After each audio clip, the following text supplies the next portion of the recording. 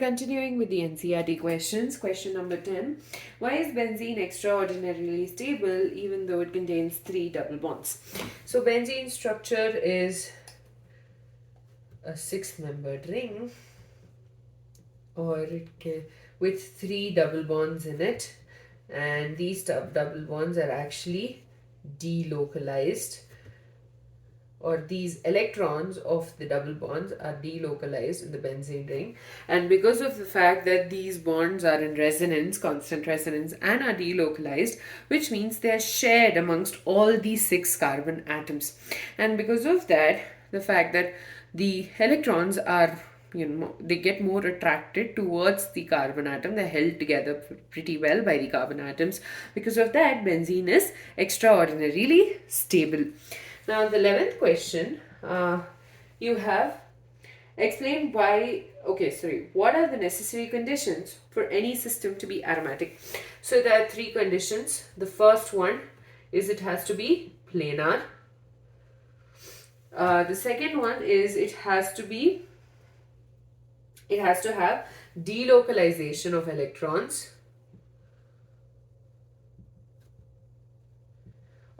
Should be there, and because of that, this in turn will, basically the planar condition will make sure that these electrons are getting delocalized. So there is a delocalization of pi electrons.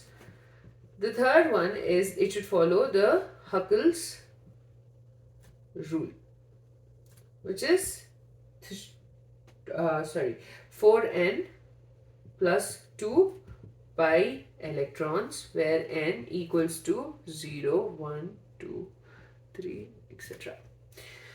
Question number 12. These were discussed in detail when we talked about the basic rules for aromaticity of compounds. The next one is,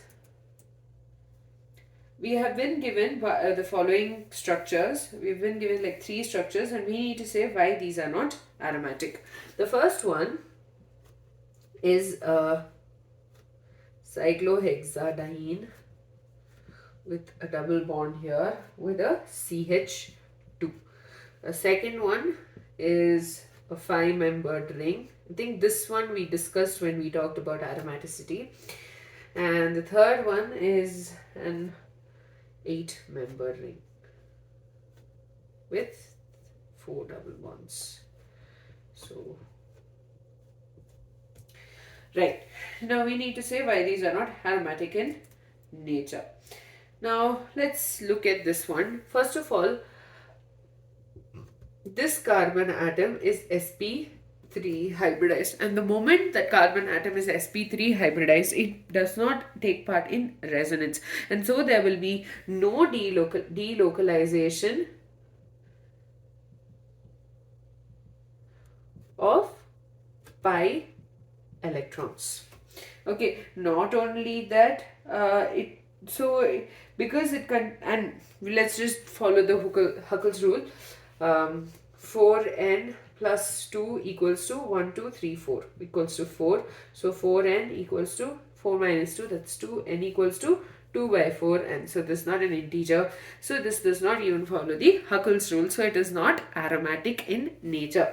Next one, this again in this case, this carbon atom is not sp2, but it is sp3 hybridized. So there is no delocalization of pi electrons.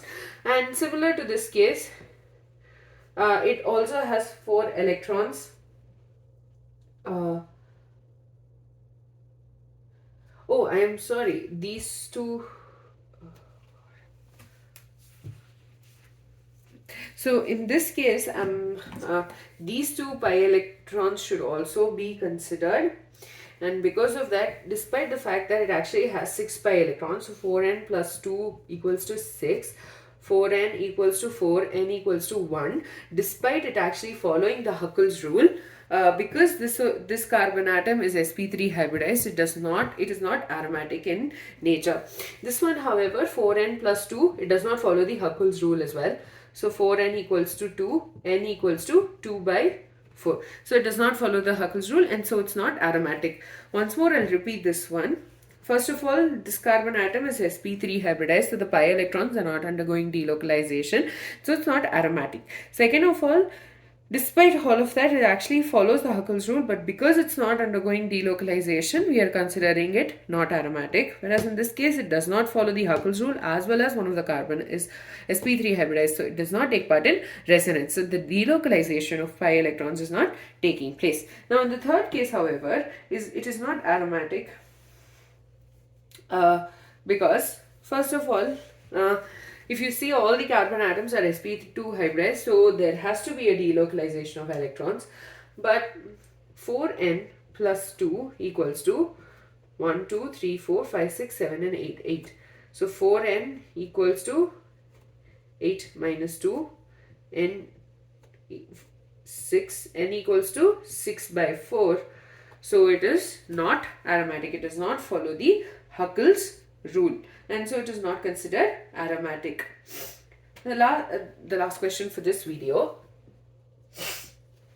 the 13th one, is how will you convert benzene? So we need to convert benzene to first one is we need to convert it para-nitrobromobenzene. Okay, so we need to convert benzene to para-nitrobromobenzene, and the second one is benzene to meta-nitrochlorobenzene, NO2. Oh, this is para, I am so sorry, BR. Okay, meta-nitrochlorobenzene, and C is para-nitrotoluene. So at the para position, you have a toluene group, which is, a methyl group. And the last is benzene to acetophenone, COCH3. So, so we need to figure out how do we convert benzene to these various compounds. So let's start with the first one. So by now you should be clear as to how we are how the directing potential of the groups are. Okay, so in the first one, we are converting benzene. So for the first question, we are converting benzene to para-nitrobromobenzene. So you have NO2 and Br. So they are at para positions to each other. Now, as we know, when you have a monosubstituted benzene, that is, the substituent is going to decide where the incoming electrophile is going to attack the benzene ring. So in this case, you have bromine and a nitro group. Now, an NO2 is actually meta-directing in nature, whereas bromine is ortho-para-directing. So we will first substitute the benzene ring with bromine. Okay, so benzene is going to react with Br2 in the presence of FeBr, which is going to act as FeBr3, which is a Lewis acid, to give us bromobenzene. Now this bromobenzene is going to react with a concentrated sulfuric acid plus nitric acid mixture. So HNO3 plus H2SO4 for us to get the ortho-para substituted product. Now at the ortho position, you will have an NO2 and you are going to get a NO2 at the para position. Now between these two, the para position product is more preferred. That is because NO2, first of all, bromine is in itself a big atom. Apart from that, the NO2 is also a big, nitrogen and oxygen, it's a bigger substituent, and because of that, there'll be some steric hindrance. And so this product is actually more preferred and it is considered the major product, whereas this one is considered the minor product. Okay, and this is going to undergo fractional distillation, if I am not wrong.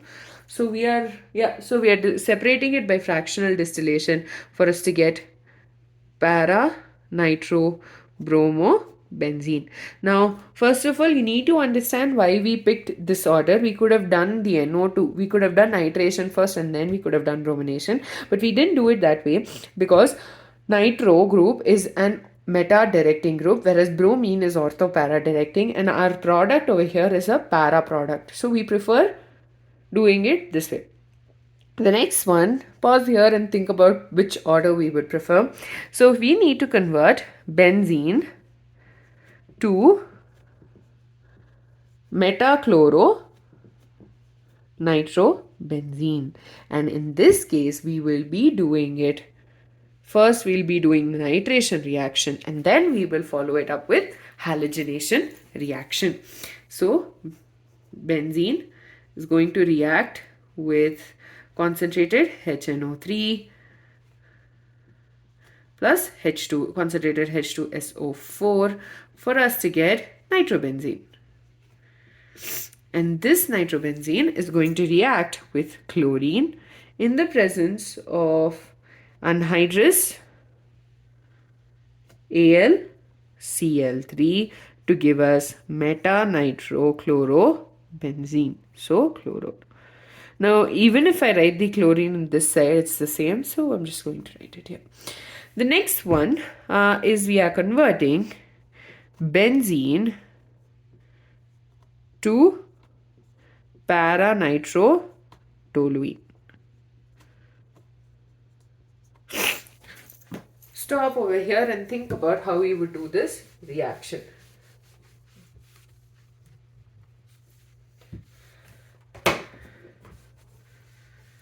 Okay, so see, now benzene to nitro, para-nitrotoluene. Now here, nitro is, as we know, is meta-directing, whereas methyl group is an ortho-para-directing group. So yes, we will be doing alkylation reaction first, and that is going to be done by Friedel-Crafts alkylation. So this reacts with CH3Cl, an alkyl halide, in the presence of anhydrous AlCl3 to form toluene. Now this toluene is going to react with concentrated sulfuric acid plus nitric acid. Okay, I just wrote the opposite, I know. So concentrated nitric acid plus sulfuric acid to give us two products, that is an ortho nitrotoluene and a para nitrotoluene. And similar to what we observed in this case, this product is going to be the major product and this one will be the minor. And so this is separated by fractional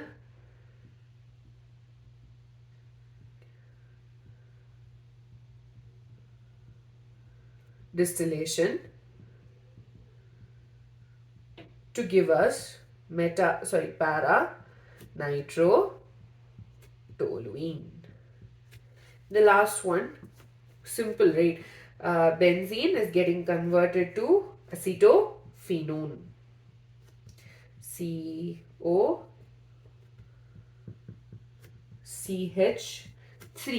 Now, which type of reaction is this? Is it an acylation reaction? So, benzene will react with CH3COCl in the presence of anhydrous AlCl3 to form COCH3, acetophenone. With that, we're done with this question. In the next video, again, we'll be continuing with these NCERT questions.